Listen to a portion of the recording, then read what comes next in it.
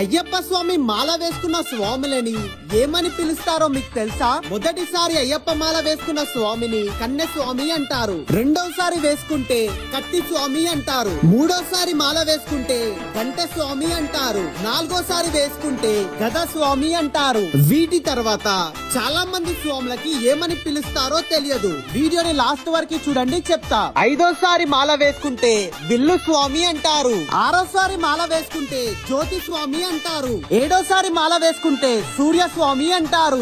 ఎనిమిదవసారి మాల వేసుకుంటే చంద్రస్వామి అంటారు. తొమ్మిదవసారి వేసుకుంటే వేలు స్వామి అంటారు. పదవసారి మాల వేసుకుంటే విష్ణు చక్ర స్వామి అంటారు. 11వసారి వేసుకుంటే శంఖదార స్వామి అంటారు. 12వసారి వేసుకుంటే నాగభరణ స్వామి అంటారు. 13వసారి వేసుకుంటే శ్రీహరి స్వామి అంటారు. 14వసారి వేసుకుంటే పద్మస్వామి అంటారు. 15వసారి వేసుకుంటే త్రిశూల స్వామి అంటారు. 16వసారి వేసుకుంటే శ్రీ శబరి స్వామి అంటారు. 17వసారి వేసుకుంటే ఓంకార స్వామి అంటారు. చివరిగా 18వసారి వేసుకుంటే గురు స్వామి అని పిలుస్తారు. 18వసారి ఎవరైతే మాల వేసుకుంటారో శబరిమలకి కొబ్బరి మొక్క తీసుకెళ్లడం తరతరాల ఆనవాయితీ స్వామి. తర్వాత ఎన్నిసార్లు మాల వేసుకున్నా గురుస్వామి అనే పిలుస్తారు.